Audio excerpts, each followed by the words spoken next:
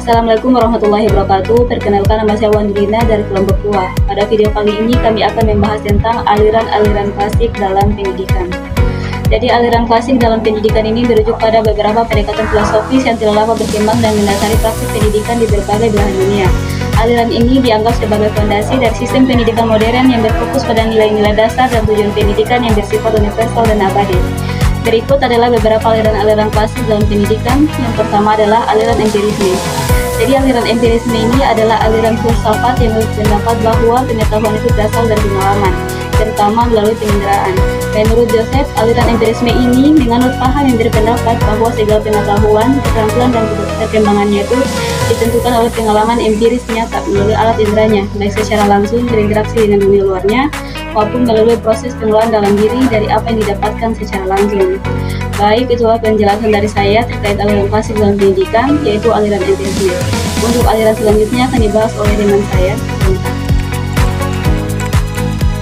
Saya akan menjelaskan jenis aliran klasik yang kedua, yaitu aliran nativisme. Menurut Idris tahun 1987, kata aliran nativisme berasal dari bahasa Latin yang memiliki arti terlahir. Nativisme adalah aliran pendidikan yang berpandangan bahwa keterampilan atau kemampuan tertentu bersifat dalam otak sejak lahir. Tokoh aliran nativisme adalah Schopenhauer. Secara umum, aliran nativisme berpandangan bahwa perkembangan individu ditentukan oleh faktor bawaan sejak lahir. Faktor lingkungan kurang berpengaruh terhadap pendidikan perkembangan anak. Oleh karena itu, hasil pendidikan ditentukan oleh bakat yang dibawa sejak lahir. Pendidikan anak yang tidak sesuai dengan bakat yang dibawa tidak akan berguna bagi perkembangan anak itu sendiri. Contohnya, anak mirip orang tuanya secara fisik dan akan mewarisi sifat dan bakat orang tuanya. Sekian dari saya. Jenis aliran klasik selanjutnya akan dibahas oleh teman saya. Terima kasih. Di video ini, saya akan menjelaskan mengenai aliran filsafat pendidikan, yaitu aliran pendidikan naturalisme. Aliran pendidikan naturalisme merupakan aliran pendidikan yang berprinsip bahwa manusia harus dididik sesuai dengan hukum alam dan kodratnya. Setiap manusia yang terlahir ke bumi ini memiliki kecenderungan atau pembawaan yang baik, dan tak seorang pun terlahir dengan pembawaan buruk. Artinya, setiap anak yang baru lahir pada hakikatnya memiliki pembawaan yang baik.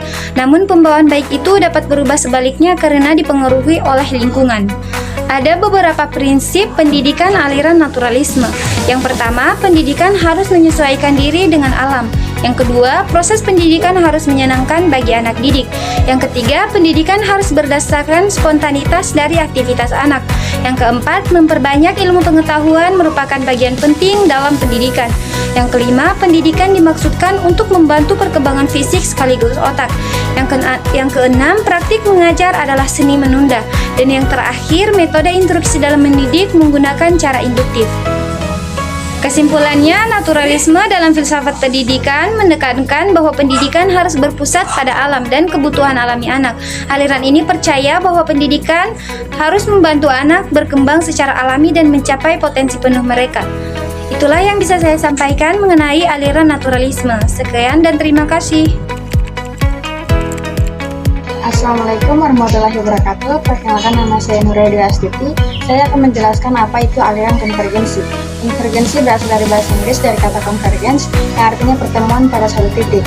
Zaraidis mengatakan bahwa aliran ini mempertemukan atau mengawinkan dua aliran yang berlawanan di antara nativisme dan empirisme. Perkembangan seseorang tergantung kepada pembawaan dan lingkungannya. Dengan kata lain, pembawaan dan lingkunganlah yang mempengaruhi seseorang.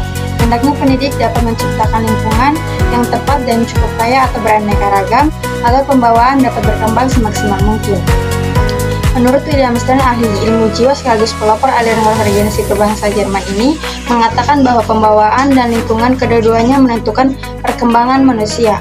Akan tetapi, Ngalim Purwanto mengatakan dalam bukunya tentang pendapat Stern itu belum selesai. Dalam aliran ini terdapat dua aliran, yaitu aliran yang dalam hukum konvergensi ini lebih menekankan pengaruh lingkungan atau pendidikan, sehingga belum tepat kiranya hal itu diperuntukkan bagi perkembangan manusia. Maka dari itu, Ngalim Purwanto memberikan saran dengan jelas kepada pendidik dalam mencari jalan untuk mengetahui pembawaan seseorang dan kemudian mengusahakan lingkungan atau pendidikan yang baik dan sesuai. Perkembangan manusia bukan hasil belaka dari pembawaan dan lingkungannya, melainkan manusia harus diperkembangkan dan memperkembangkannya. Tokoh aliran konvergensi adalah William Stern. Ia seorang tokoh pendidikan Jerman yang hidup tahun 1871 sampai dengan 1939.